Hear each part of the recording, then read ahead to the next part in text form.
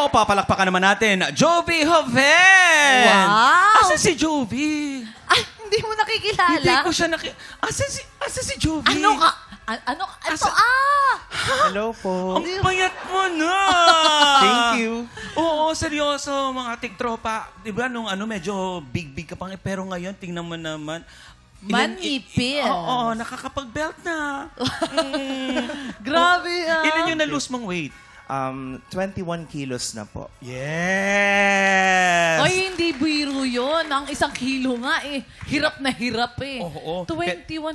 Anong pagdadayet ang ginawa mo? Para ma-inspire naman yung mga kababayan natin na Yes. nag-struggle magpapayat eh. Siyempre, ano po, 21 ina-avoid ko kilo. na po yung maraming rice. Hindi na po ako nag-rice actually. Wow. So, more on green veggies and then Yes. sinasabayan ko na rin po ng gym. That's good. Ano yung half rice ka na lang? Kapag lunch lang po. Half rice cooker. Mali. Rice lang. Oo, pero hindi ba naka-apekto sa boses mo yan? Kasi syempre, pag nagpapapayat ka, nag-iiba yan eh. Actually, mas natutuwa po ko ngayon kasi mas bukod po sa mas magaan na yung pakiramdam. Yes. Yung breathing ko po, mas gumaganda, mas humahaba. Yes. Ituloy-tuloy mo yan, Thank kapatid. you po. Oo, kasi actually, pinapakinggan kita. Yung pagkakanta mo ng How Did You Know, nakakakilabot. Ang ganda. Thank you po. Kaya ang tanong, Magagandahan ba ang ating mga inampalan? eto na, pakinggan na natin kung ano sasabihin mo.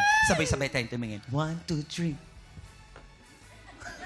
Hi, tumingin din ako.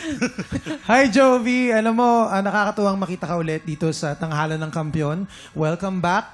At alam mo, tulad ng dati, gustong-gusto ko yung timbre ng boses mo. Buong buo. Gusto ko rin yung vibrato na meron akong isang idol din during the 90s era, si Sir Gino Padilla. Especially dun sa mga verses. Kasi nung medyo nilagyan mo na ng power, medyo naging parang pa-Broadway na siya. Pero during dun sa mga verses, parang ang galing din kasi ng dynamics mo eh.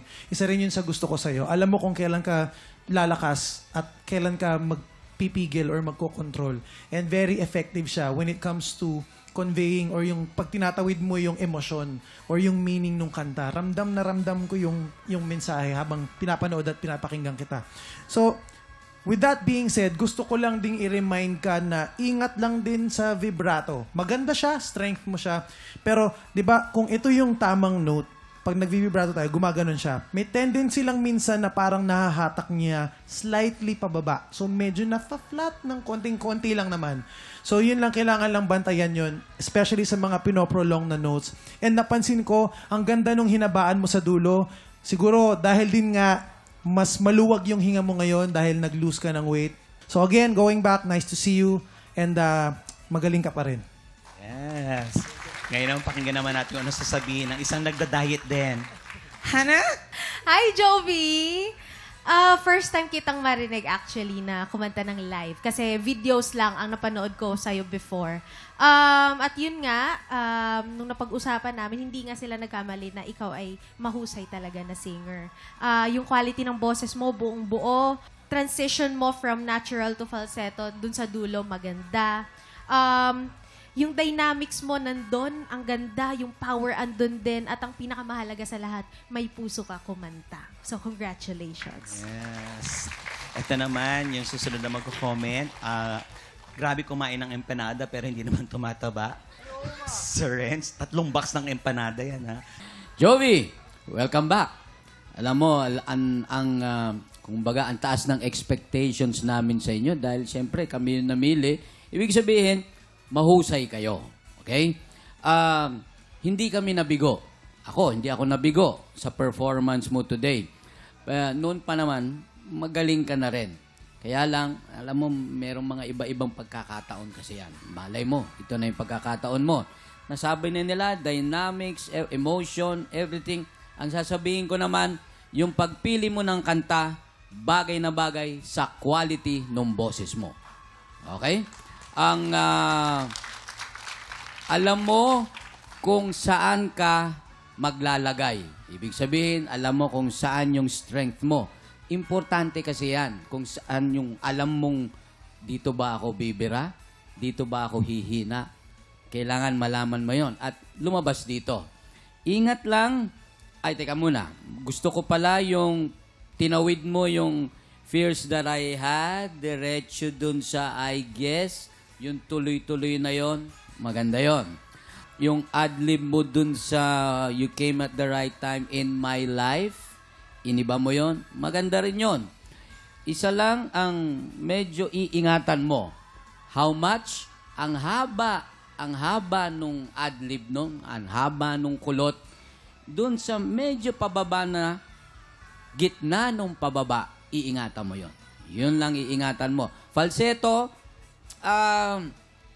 nasa pool naman, kaya lang, mas gusto ko sana kung nabigyan mo pa ng konting intensity. Konti lang naman. Overall, mahusay. Salamat po. Ngayon naman alamin na natin kung ilang stars ang ibinigay sa'yo ng ating mga inampalan. Jovi, ito ang mga stars ko for you.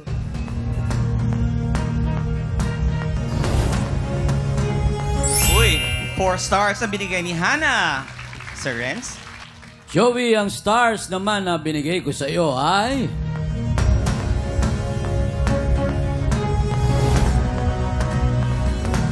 Four stars naman ang binigay ni Sir Renz. Maraming salamat and good luck, my love. Thank you. Salamat sa ating mga inampalan. Mamaya malalaman natin kung ilang stars ang ibinigay sa'yo ni Sir Daryl. Yes.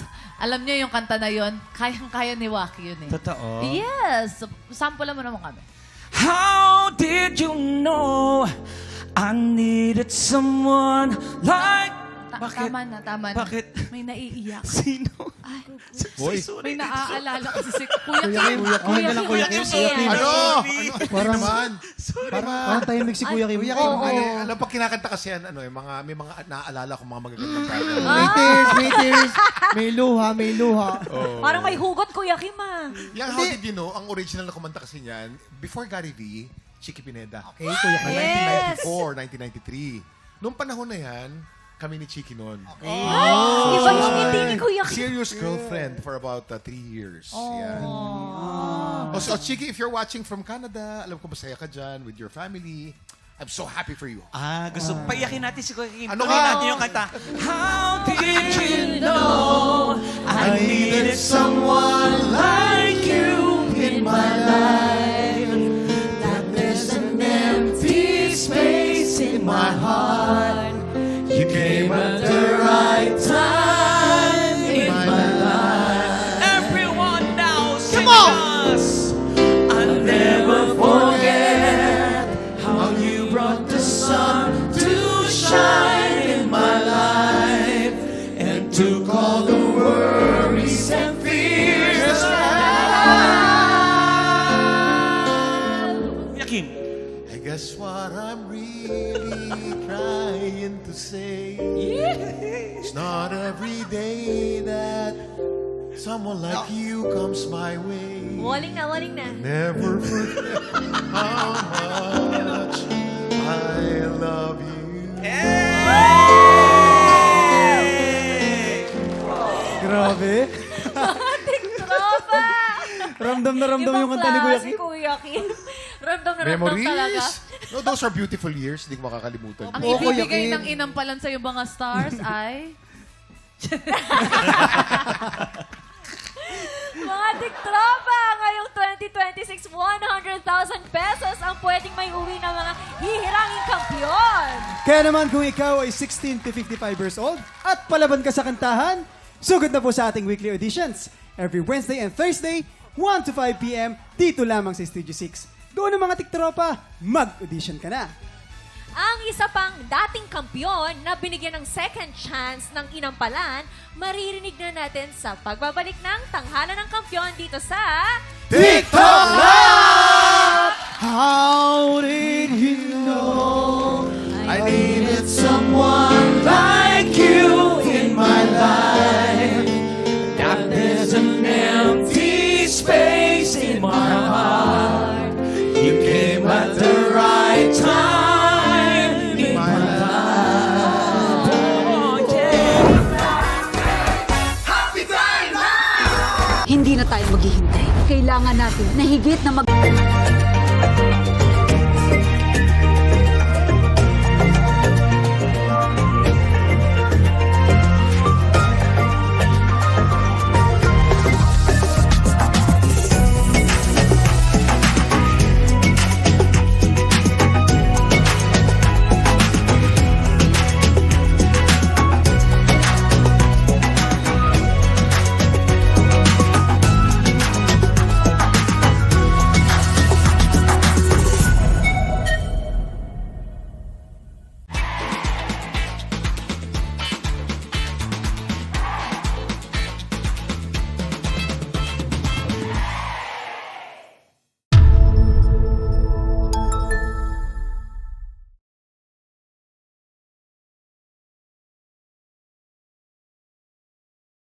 TikTropa, pinanood mo hanggang sa dulo itong video na to, very good ka! For more happy time, watch more TikTok Clock videos on our official social media pages and subscribe to GMA Network official YouTube channel.